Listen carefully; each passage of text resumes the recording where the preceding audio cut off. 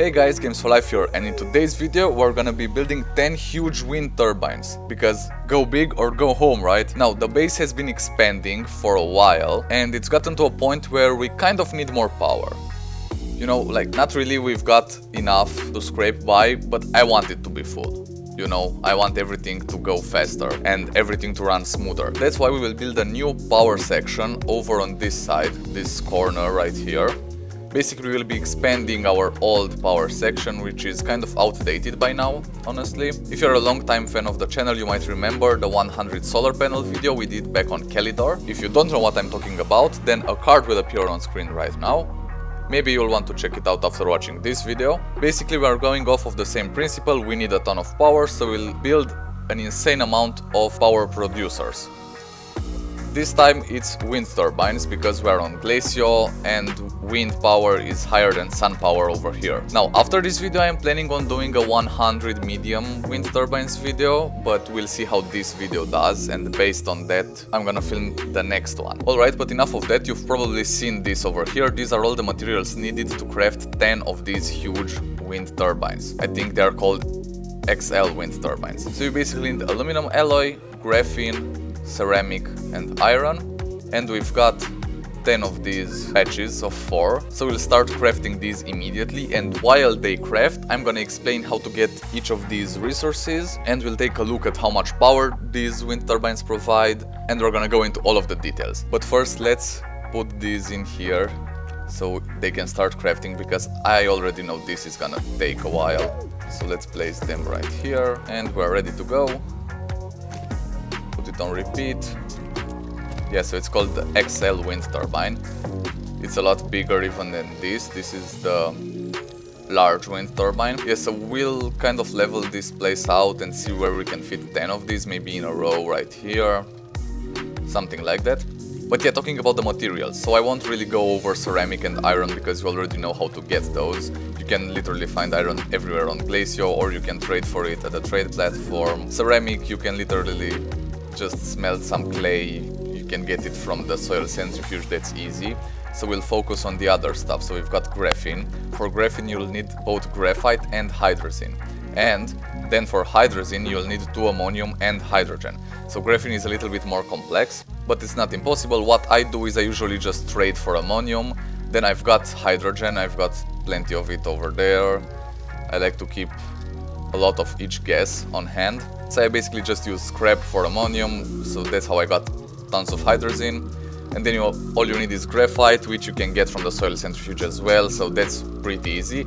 And then aluminum alloy is just aluminum and copper. You can go mine those, you can place auto extractor on some aluminum and copper nodes, or worst case scenario, you can just trade scrap for them as well.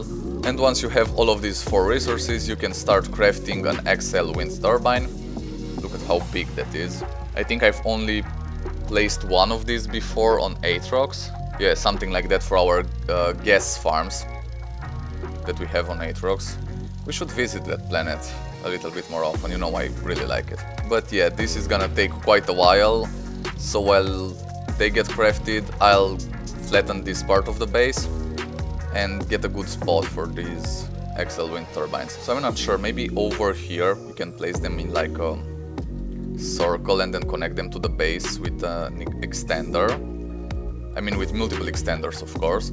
Or do we want them right here next to the base in a line? I mean, they're kind of big, the line would finish over here somehow. Maybe we can build a U out of them. Yeah, I think that could work, so let's get these fractal roses out of here. We'll replant this one. And let's get rid of this iron over on this side as well. Now we can flatten this back up. And yeah, I'll get it painted afterwards. I like to have all my base in one color. It really helps with the overall aesthetic and feel of it, right? Alright, so something like that. And then I'm thinking of having them along the outskirts of this kind of circle, so they can pass right next to the rail. And then yeah, we'll connect all of them together, and the last one will get connected to the base through an extender. Maybe we'll make it underground so we can't see the extender line. But anyways, it looks like the first one is already finished. So we've only got 9 more to go. This is really gonna take a while, so I'll see you guys when all of these are crafted, and then we'll unpack all of them. Right, so I'll see you in about 3 seconds. 3, 2, 1, go! And there we go, we've got all 10 of them. Let me just check real quick. Yeah, there's all 10 of them right here. We've got them in sort of a circle in this area. Now let's unpack them and then connect them. I won't lie to you, this is my favorite part, unpacking them. Just listen. So satisfying.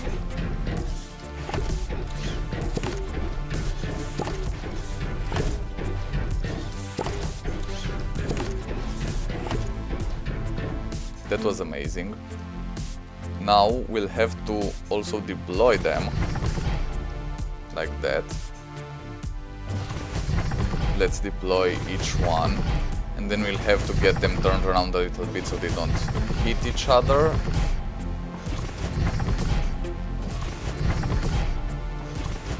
And only after that we'll connect them. Alright, so they're kind of facing each other right now. What happens if I move this a little bit that way? Yeah, they're gonna hit each other if I make all of them face the middle. That's why I'm gonna have all of them face the entrance to this little area, so basically all of them will face you when coming in here. Yeah, I think that should work. Yeah. These don't hit each other, right? No, they're pretty close, but they have room. So yeah, a little bit cramped, I know. But these things are huge. They take up so much space. The wind seems to be slowing down now, and they all stopped completely. Alright, so what do we think of something like this? I think this looks good, especially when they are spinning. This should look pretty good. Now, let's get all of them connected. And after we've got all of them connected, we can grab some extenders and connect them to the base as well. Okay, they are spinning a bit. We've got power going through the wire. These are gonna get us so much power. Each of them produces 17 joules per second when the wind is blowing. And with 10 of them, that means we're gonna have 170 joules per second, more than we have now. So now we only get 5 joules per second times what? 4, 8, 16, so 5 times 16, that's 80. So we only get 80 joules per second for the whole base. This accounts for the whole base, and we've got some batteries to like help when the wind is not blowing. Oh, and we've got this, so 83 joules per second from wind. Now we'll get plus 170, so we're gonna triple our output in terms of wind power, and I can't wait. Honestly, I hope you guys like this video because I really want to make the one with 100 medium wind turbines. I think that's gonna be really cool. Oops, that's tungsten. Wanted some copper. Yep, let's go ahead and craft the extenders. And let's see, we'll go down over here and we'll connect the extenders on that side, and then we'll cover this whole thing up and paint it so that it doesn't really look that bad with all the extenders on the surface. So we'll go something like this. Then we'll keep going from here. Oops, that's underground. And we need another one right here. And the final connection right on this side. Now let's get this thing flattened out. And are these at the same height? I don't think they are. That's pretty close. That's pretty close. So we'll leave this little island here with the exocache on it, and I'll get this painted. Oh, and it's disconnected. Awesome. So something happened to one of the extenders. Yeah, this one disconnected from the others when we fill this back up. So this sometimes happens when you fill the hole back up. So you need to pay attention to the extenders. at all times, and we should toggle them as well. We'll need one more, and there we go. Now let's do this and make sure none of the extenders get pushed from their place. Alright, so there we go. Power is being sent to the base. Everything is spinning. We are getting the power, so we've tripled our power output in terms of wind power. We also have, I think, 2 small solar panels. So yeah, we don't really have a lot of solar power. Yeah, we've got 2 of these small solars. So yeah, essentially tripled the power of the base. I'll get this painted off camera after the video. But yeah, I'm really excited about this. We've got so much more power now. But what happens when the wind doesn't blow, like right now? Because we've got only these batteries. But now that we're making more power, we kind of need more batteries, right?